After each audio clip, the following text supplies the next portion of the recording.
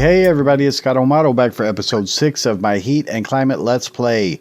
And guys, we've been doing a little bit between episodes. I got some potatoes planted down here because potatoes are only most fertile between in spring because of serene seasons. So we need to get as many harvested as possible because, you know, it'll be a long winter and all that. So we've only got 12 days left in spring.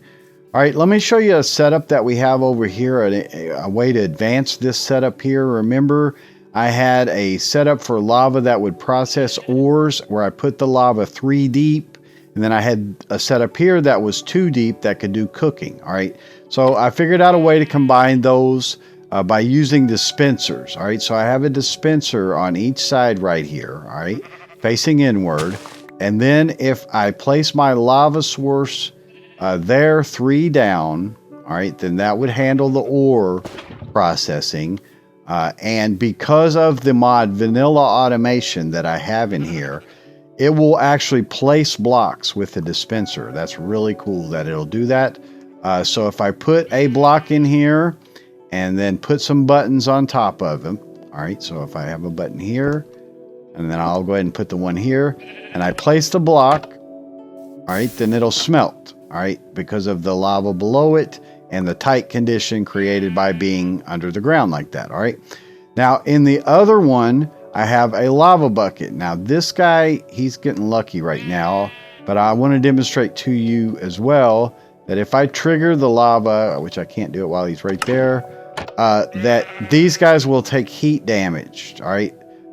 They'll take heat damage from being near that lava source, and each animal has a select heat damage, but this now makes it too deep to where we can cook on top of it. All right, so that's how to do double duty with that setup. All right, let me get away from it because I get hot too. All right, so one of the things we want to do in this episode is we're going to produce a system to process our ores, all right, the colored ores. And to do so, we're going to need to make a little bit more nickel silver, all right. So a good way to look at the nickel silver, you can get to it like if you go to ingot and go to nickel silver block, and you know, then you could see from there and then go to nickel silver dust. But the direct way is to get the nickel silver dust block from JEI. So any of the dust blocks is going to show you the recipe for it. So this is 6 copper dust, 2 nickel dust. All right, now nickel dust comes from large green ore. It comes from this garnierite. So you process the large green ore and you'll get garnierite from that. All right. And then you just run it through. So I've gone through and made some of that for us here.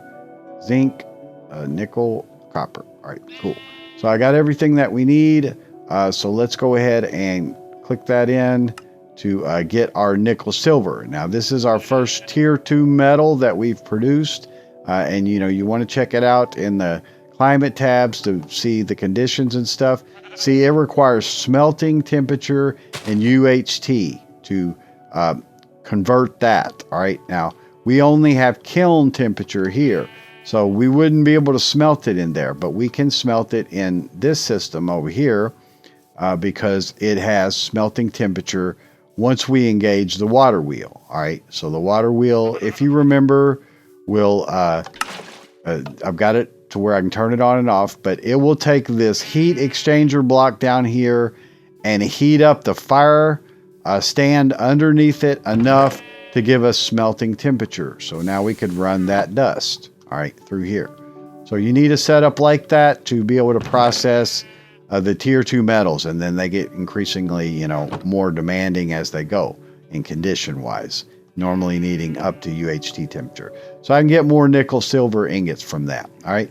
So I did run other items through like chicken. See, I think I have a chicken on me. Yeah. Let's go ahead and eat that, guys. We haven't eaten that raw chicken yet, or cooked chicken. And then that'll give us 2 more hearts. So we've got 8 extra hearts at this point. Okay. So let's do us a little setup here. Let's get the dust and stuff that I don't need in my out of my inventory. All right, so we're going to set up along here. So let's see. I want one of the outputs to be right here, and so I need a space in between them. So we're going to put a water wheel right here. Okay. And I did make it. Now, the thing about the water wheel, and by the way, I get my iron ingots out of that. All right. I should have some iron already. We're going to need a bit of it. But if I place down the water wheel, it goes in the direction that I go. But for this one, we're actually going to be one up. All right. So I can place up against that, and I can use the wrench to rotate it. So let's see. Let me get out my shafts. This bucket I will need. I need some trap doors. Just kind of look ahead a little bit. All right, should be good. So you can use the wrench and rotate that by right clicking on it. All right, shift right click really, I think. All right, so that's cool. But let's get us some space here to work along here. All right, and we're going to put down and create some millstones. Now, we haven't done that on camera yet or at all in the play. We've just used what was given to us. Let's see, let me drink some lemonade here, guys. Lemonade keeps your thirst a lot longer, and it also gives you jump boosts, so that's pretty cool. But we're going to produce some of these stone mills. All right, so the stone mill is using these alloy spindles, which requires that nickel silver, and it also uses stone. So let me get 2 stone out of here. I think I need I'm going to make 2 of them, so I think I need 12. Yeah. All right, so let's do that. Let's first produce the alloy spindles. Okay, and you know you have to have the wooden spindles for that, so we'll make 2 of those. Right. And so that'll allow us to make the alloy spindles. Let's get 2 of those.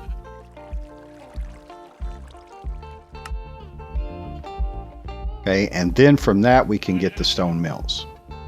All right, and they are stackable. All right, cool, got that. We get an advancement for that. Now I need to make an axe, guys. I ran out on my axe. Let me get some brass and we'll make an axe real quick. So it's a weird like shaped recipe. It's like sideways, and I guess that's just because of so it doesn't conflict with other stuff. But okay, get that done. Okay, so we're going to need a special shaped brass shaft here too. If you look at the shafts, there's various shapes of them. There's the I one, which is the straight. There's the L, which has one curve. There's the T to A, which has kind of a sideways or shaft curve to it, come on 2 sides. Or there's the T to B, which will come on 3 sides, basically split it 3 ways. All right, we want this one, the T to A. So brass spindle and the regular thing. So I should possibly have a brass spindle, no, but it's easy to make. Let's just leave one of the crafting down over here. So I may need it more and more. So yeah, let me just put a crafting like right here. Okay, so let's produce that guy. I need the brass spindle, E to B, all right, and of course it's a wooden spindle, and then brass, four brass around it. I do have that. Okay. All right. Out there. Okay. Really not. Keep it in there. Okay. Get that done. So that gives us a brass spindle, and then basically you just mix it with 2 of the shafts in that triangular pattern to get it. And we should have enough shafts, hopefully, but I'll check. I think so. All right. So when this guy's a little bit higher, it's a little bit harder to run the water, but we should be fine. But we need it above the ground so we can connect directly. All right, so we're going to come, this whole thing needs to go back by 1. You could run the shafts directly, but we need a little bit of space here so that I can run some pipes. So I'm going to scoot this over by 1. Okay, And again, I can just face it directly to me. So let's go up by 2 here and put it down. All right, and it goes away from you the way that you face. Sleep real quick. I can get rid of that dust.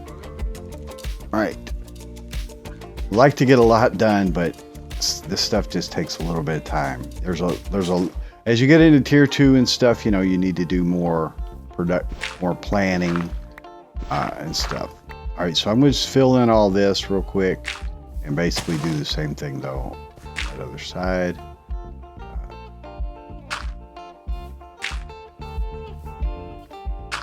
Okay, we should be good. So let's put a shaft, and again, you want it to go red to blue, so click into the output side to connect the input. Then we'll put our splitter on it, all right, and we need to rotate that with the wrench.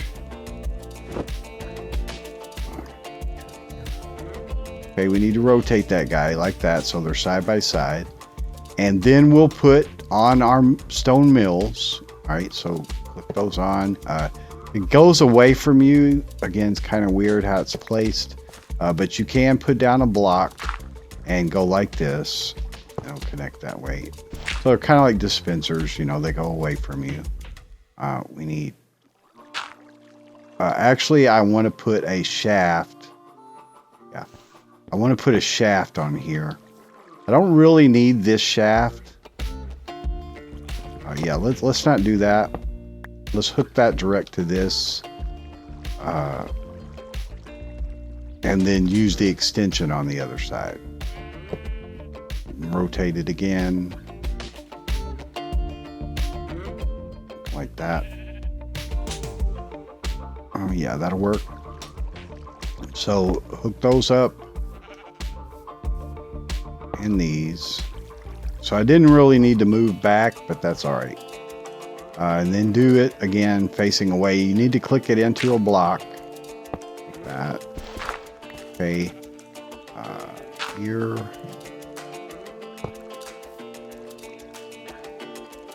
All right, that'll work. All right, so we need to place hoppers underneath these. So I need to run a bit more iron, I think. I've got 9. I have some iron dust on me and it'll do smelting. All right, I don't want to run them all. I'm going to leave 32, which is, you know, divisible by 8 so that we can use those in steel blocks or whatever, but they'll smelt just like you would expect. Running through there over the heat exchanger as long as this guy's running. All right. So that we just need a few hoppers, like 3 hoppers. While that's running, I'll get ready for the hoppers. So let's see, I have 1 chest on me. So let's make 2 more. All right. Get those and get our ingots. Okay.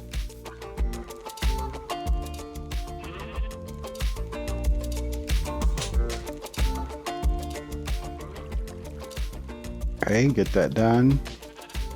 All right, so the hoppers, these hoppers can obviously pull from these. I actually need more chests for the output.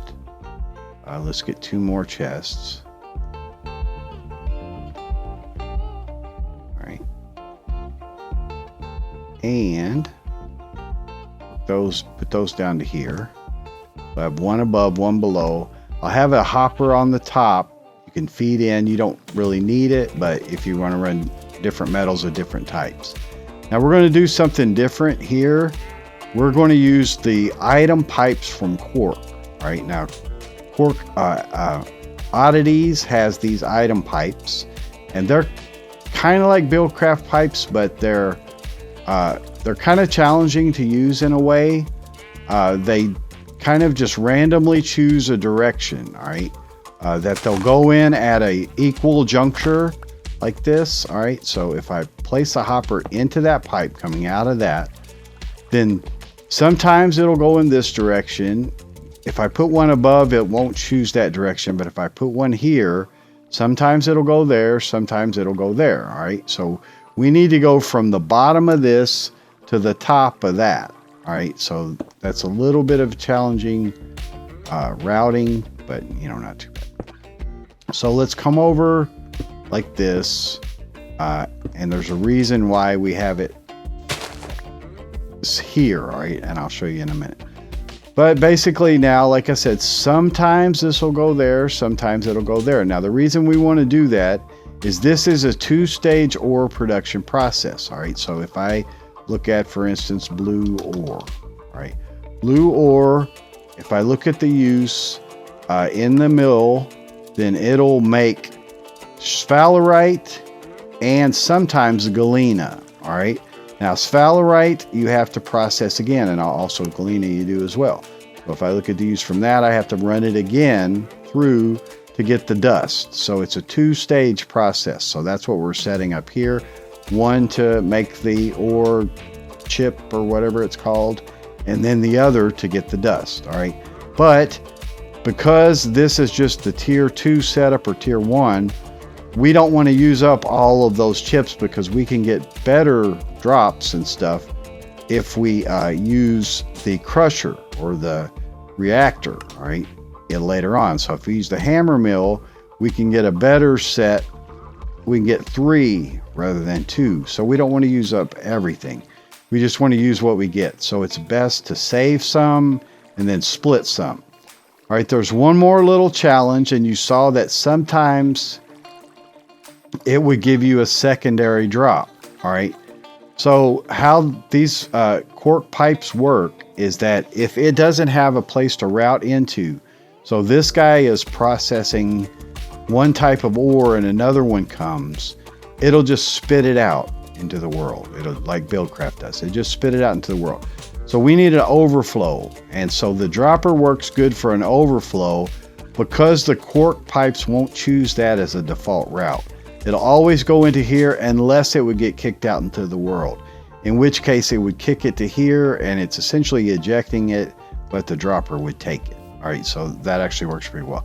If you put a chest here, it's going to see these as 2 separate routes, and it'll go half here and half there. You don't want that. All right, so this should be a complete setup for us guys here. Basically, we just need to run the water wheel, do the remaining stuff for that. You know, we can fill in blocks where they go. We can fill in blocks where they go. And so let's get the water. Now, the water's a little bit different because it's one above the ground. So we have to surround it a bit more to contain all that water. So if I put one here, not there. Let's do, it's easier to suspend them. Yeah, let's suspend them against blocks. Yeah, don't let me sit and play with trapdoors. Oh, the easiest way to do it, I'm sorry, I forgot, is to do them on top. Not that. That sounds like it's glass breaking, but you get the pipe back. So we need to do 2 like that to surround it. And then we don't need this one above the axle, but we do need one on top of the axle. So the axle won't let water through, but this one will. So that'll surround that side. Let's just check this side to see what could come through. Like this could come through right here. So we want one right there. The pipes covering it on that side, we should be good. Okay, so now when we put in the water, we can get the water wheel going. You can open it, the water won't go out, so that'll get it spinning. Then we're going to want to place a dispenser. So let's get some dirt. All right, place a dispenser on top. Just so we can turn it off when we don't want it. All right. Okay, so we should be able to place it facing downward. All right, and so put a bucket in there, and then we'll make another button just so we could trigger it. All right, that. Okay. Cool. Now we can put the button toward the inside. It's kind of easier because again, it doesn't trigger the trapdoors. So we can turn that on and off now. No. What did I get? Got some kind of drop. Or it sounded like it. All right, so that's cool. Now, let's get a little bit of ore to process. All right, this setup should be complete. Let's run and get a little bit of ore.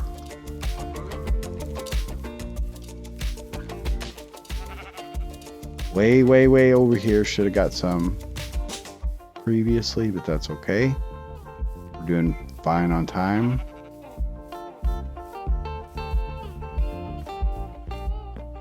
All right.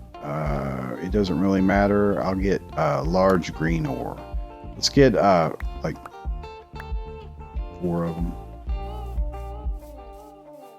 Green ore again is where you get the garnierite for nickel silver. So that's kind of a good one to demonstrate. Bed.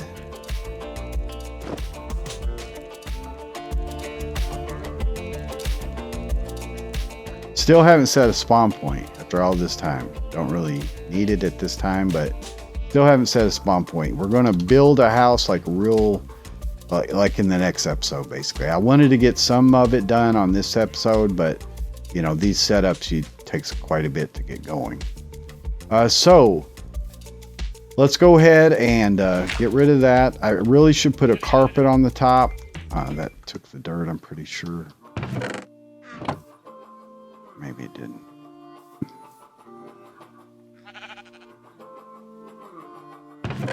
Okay. So get this guy going. Of course, we want to get the water wheel. And the water wheel is giving power to the millstones. So you'll see them start spinning. Here's the split. So if this has 16 torque, then that has 16 torque there. But we get 7.96. We lose 0.04 torque on each one of these. But that one's still faster. These two are still faster than the one from the windmill. So you lose a little bit, and each time you add a shaft, you'll lose a little bit more. But the split here, being that it's connected direct, doesn't really affect us. All right, that's good. So let's go ahead and run some ore here, and you can see it goes into the millstone, processes, gets pulled, and then starts routing. All right, so then it goes into the second one over there. That's the, yeah, it did one dig. Because of that, it took the alternative route. All right, so it'll normally go into here. In fact, it'll always go into there, unless, like you saw, an item was blocking it from processing. Okay, and so they'll just obviously go into. Oh, I didn't put the hopper down here. Let's do that real quick. Make another hopper. Did I make the chest for it? No. Okay. So yeah, one more hopper.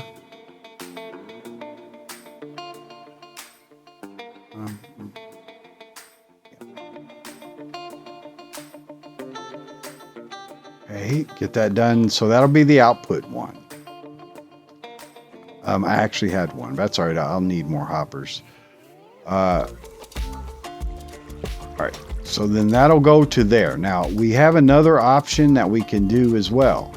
Now I prefer, in this instance, like at our current stage of technology, not to keep this running this way.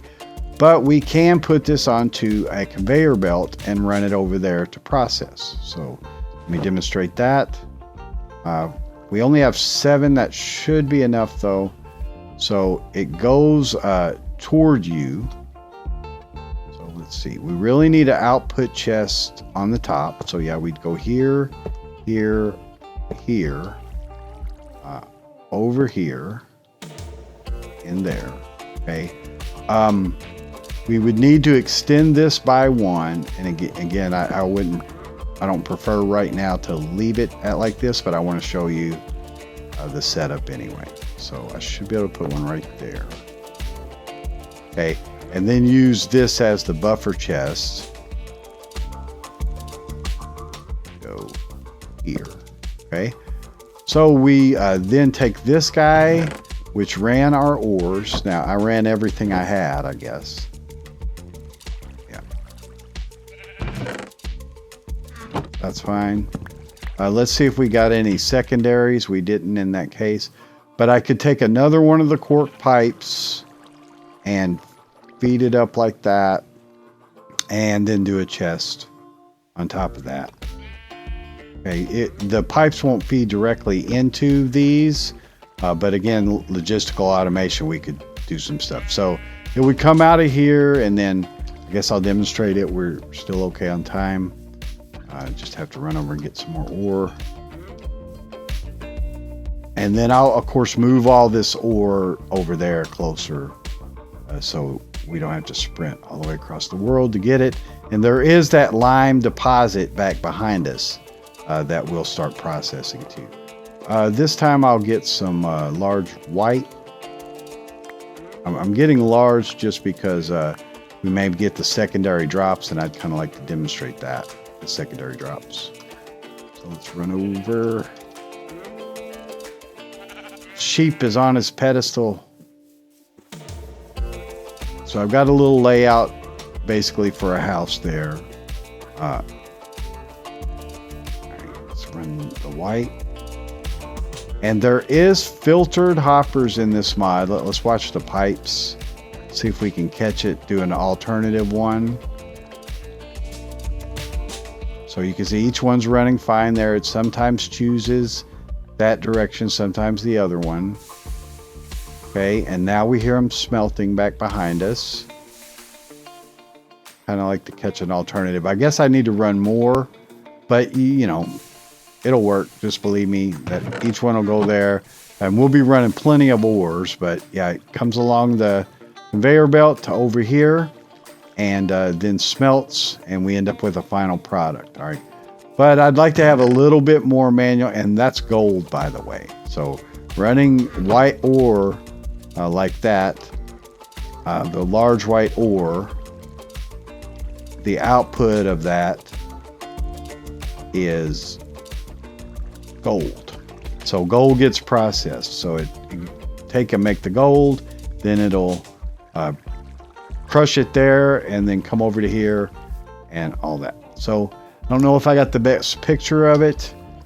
Guys, we're not bad on time. If you've stuck with me, I say you're probably interested in this, then let's just go ahead and run quite a bit. So I'd like to show you the secondary outputs and show you the smelting, because I'm going to tear that smelting part down for right now until we get a more, you know, a better setup for it. So I don't want to really run it all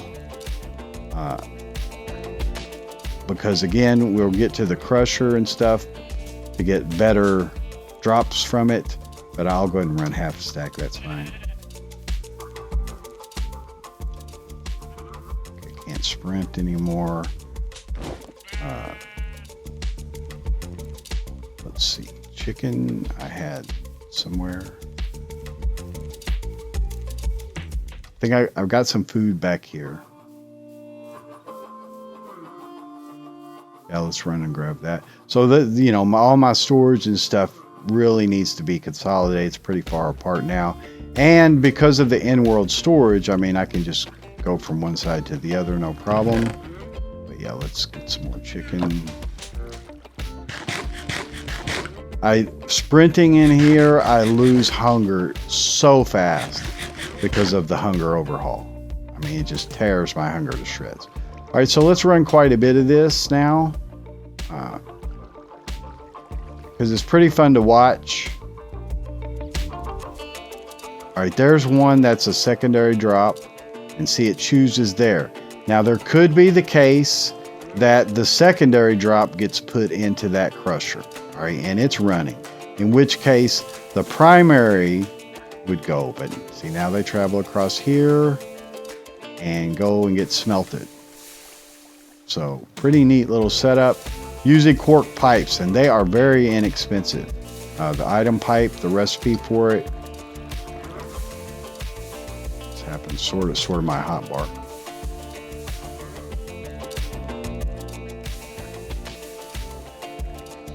Okay, let's look at the recipe. The item pipe here is 2 iron and a glass. All right, so there's another of the alternative drops, the byproducts that goes in there. So see, that controls to a degree that I'm only getting gold that's produced, whereas that secondary drop is rutile, and rutile produces a gem when you burn it. So it produces this rutile here, but again, the crusher and all that'll give you a little bit more output for it. So guys, that's it. Pretty cool little setup. Let me let you get a good look at it here. You can see that the conveyors push entities as well. But there you go.